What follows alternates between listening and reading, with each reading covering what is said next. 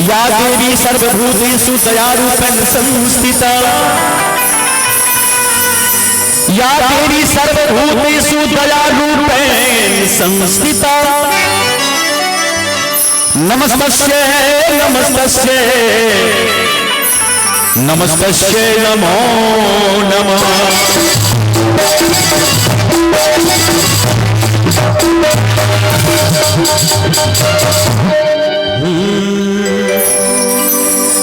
कन्हैया तिवारी जी लिखे छथिन और भक्त पुकार छे मां के दरबार में। भक्त मां से कहे छथिन हे जगदम्बा कौने कसूरा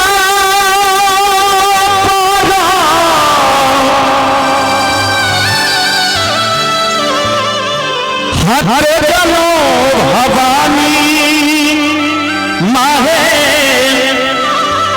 तो चलो भवानी से कोना कट दैना हमरो से कोना कट दैना हमरो कठिन जीवन कोना कट दैना हमरो कठिन जीवन कोना कट दैना हमरो कौने कसूरा देखलौ भवानी मांगे देखलौ भवानी से कोना कट दैना से कोना कट दैना कठिन जीवन कोना कट दैना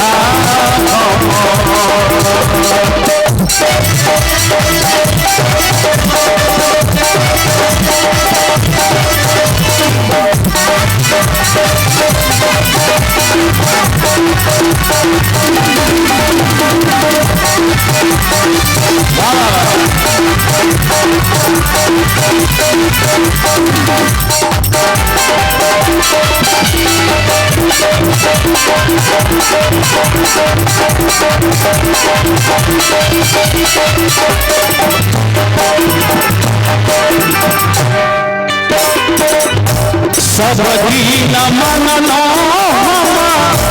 ममता के भीख मांगे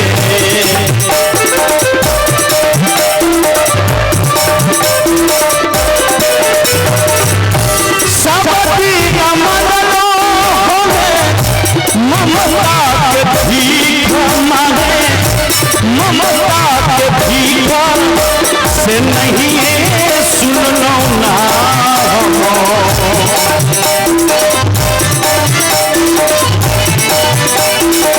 से नहीं सुन लो ना हमर करुण रोदनमा नहीं सुन लो ना हमर करुण रोदनमा नहीं सुन लो ना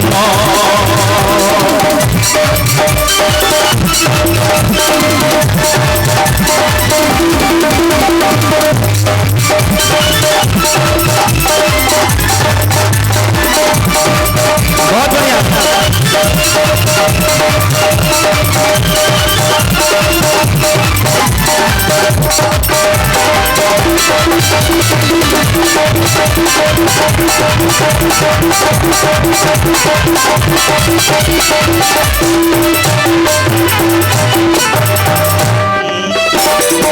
आशा के चास हमर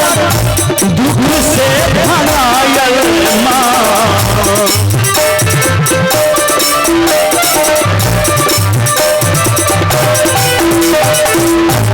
आशा के चास दुख से भरायल माये दुख से भरायल से सुन मरल ना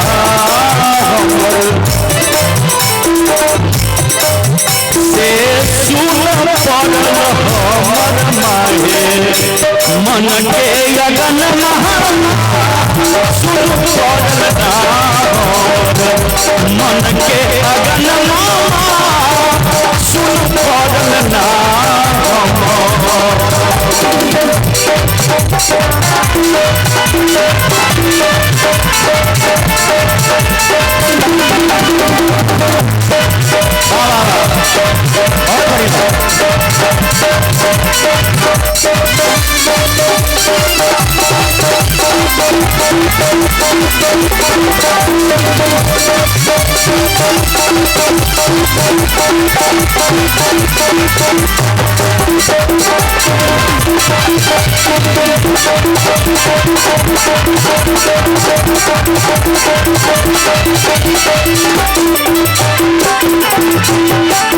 अंत में कन्हैया जी लिखे चले अपना कन्हैया के छोड़ू में हाथ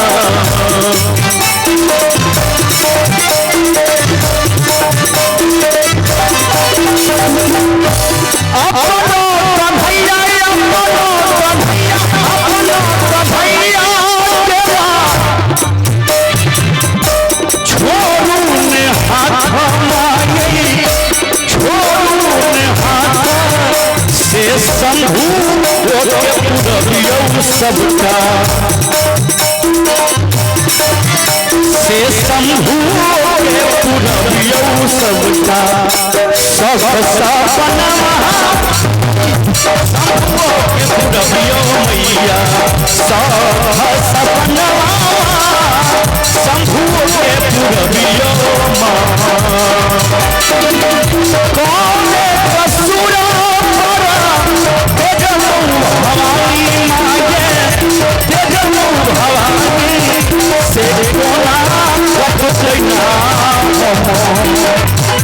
एक बार मीठा मीठा ताली बने सवाल में बोले दुर्गा मैया की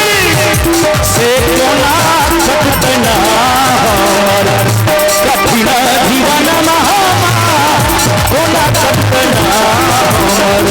कठिन जीवन महा कोना छटना कठिन जीवन महा कोना छटना कोना छटना कठिन जीवन कोना छटना